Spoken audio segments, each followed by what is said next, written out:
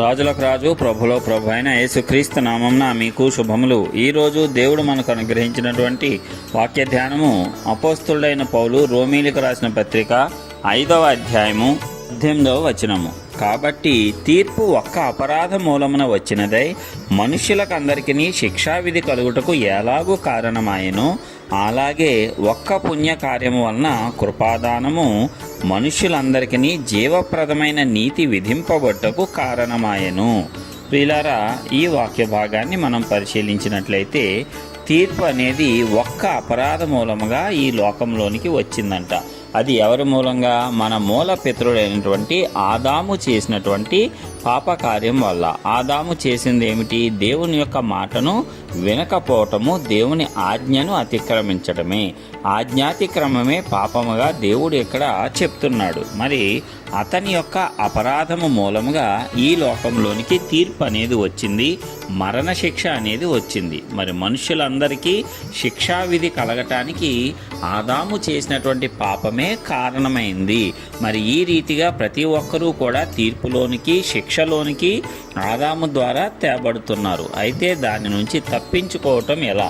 ఒక్కసారి చేసిన వెంటనే మరి మనకు ఇవ్వబడినటువంటి ఆధిక్యత అపవాది చేతిలోనికి వెళ్ళిపోయింది. వాడు మనలను ఏలుతూ ఉన్నాడు. వాడు చేసేదంతా కూడా మోసము, కుట్ర. అట్లాగే మన మీద వాడు ఎల్లప్పుడూ కూడా అసత్యాలు, అబద్ధాలను మాత్రమే రుద్దుతూ ఉంటాడు. వాటిలో మనం ఉండాలి అని వాడు ఎంతగానో కోరుకుంటాడు. మనం సత్యం గ్రహించకూడదని, సత్యంలో నుంచి బయటకు వెళ్ళిపోవాలని, ఎల్లప్పుడూ అబద్ధకరమైన, మోసకరమైన జీవితంలో ఉండి చివరకు నాశనం అయిపోవాలని అపవాది ఎల్లప్పుడూ కూడా కోరుకుంటూ ఉంటాడు. అయితే మరి ఈ రీతిగా మనము శిక్షకు లోనయ్యి మరి అపరాధము వల్ల తీర్పులోనికి వచ్చిన తరువాత దీని నుంచి తప్పించుకునేటువంటి మార్గము ఎక్కడా అని పరిశోధిస్తూ ఉంటే దేవుడే ఆ మార్గాన్ని కూడా మన కోసం ఏర్పాటు చేశాడు. అందులో ఆయన యొక్క ప్రేమ దాగి ఉంది. ఆయనే మనలను సృజించాడు, మనకు ఒక ఆజ్ఞ ఇచ్చాడు. ఆ ఆజ్ఞను మీరటం వల్ల పాపాన్ని మనం ఆహ్వానించాము, అపవాదికి మనము చోటిచ్చాము, వాడి యొక్క బానిసత్వంలోనికి మనం వెళ్ళిపోయాము. అయితే తిరిగి ఆ బానిస సంఖ్యల నుంచి మనలను విడిపించాలని కూడా దేవుడు తాపత్రయపడుతున్నాడు. అందుకే ఆయన ఏమి చేశాడు? మనందరి యొక్క పాపములకు పరిహారముగా ఒకే ఒక్క బలియాగాన్ని ఇచ్చాడు. అదే ఆయన ఏకైక కుమారుడైనటువంటి యేసుక్రీస్తు. ఆయన శిలువలో మరణించడం ద్వారా, ఆయన చేసిన ఒక్క పుణ్య కార్యము ద్వారా మన యొక్క పాపములన్నీ కూడా పరిహరింపబడ్డాయి. మన పాపములు పరిహరింపబడటమే కాకుండా ఆ ఒక్క మంచి కార్యము వల్ల కృపాదానము మనుష్యులందరికీ కూడా మరి నీతి విధింపబడటానికి కారణమైందంట. ఆ నీతి ఏమిటి? జీవప్రదమైనటువంటి నీతి. ఎల్లప్పుడూ నిత్య జీవాన్ని పొందుకోవటానికి, ఆ నీతిని పొందుకోవటానికి ఆయన ద్వారా మాత్రమే మనమందరము కూడా ఆ కృపను పొందుకున్నాము. కృప వల్ల వచ్చిన దానమే నీతి. కృప వల్ల వచ్చిన దానమే మనకు నిత్య జీవము. కాబట్టి దేవుని యొక్క కృప అంత ఉన్నతమైనది. వాటిని మనకు ఆయన దానముగా ఇచ్చేసాడంట.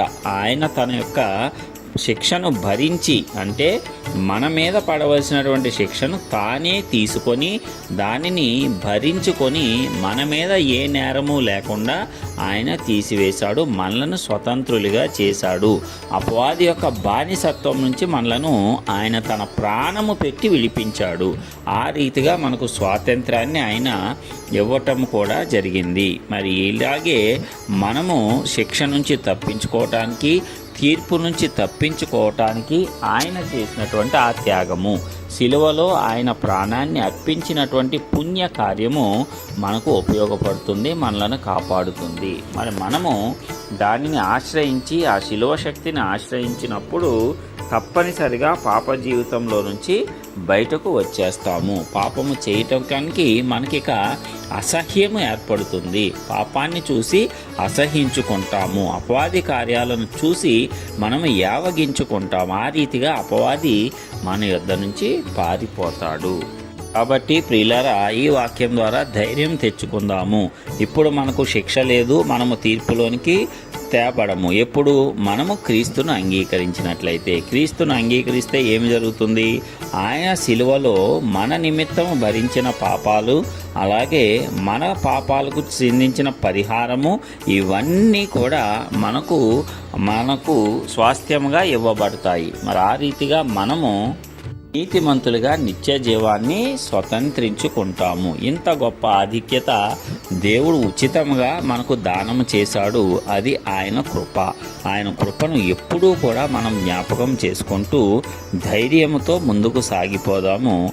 ఆయన మనకు ఇచ్చినటువంటి సంపూర్ణ స్వాతంత్రాన్ని మనము కూడా సంపూర్ణంగా పొందుకొని ఈ లోకంలో మరి జీవప్రదమైన, నీతివంతమైన, పరిశుద్ధమైనటువంటి జీవితాన్ని కూడా జీవించి ఆయన నామానికి మహిమ తెచ్చేటట్లు మనమందరము కూడా ఆయన యొక్క పుణ్య కార్యములో పాలిభాగస్థలం అవటానికి పరిశుద్ధాత్మ దేవుడు కృపనివ్వాలని యేసయ్య నామమున ప్రార్థించుచున్నాను. ఆమేన్.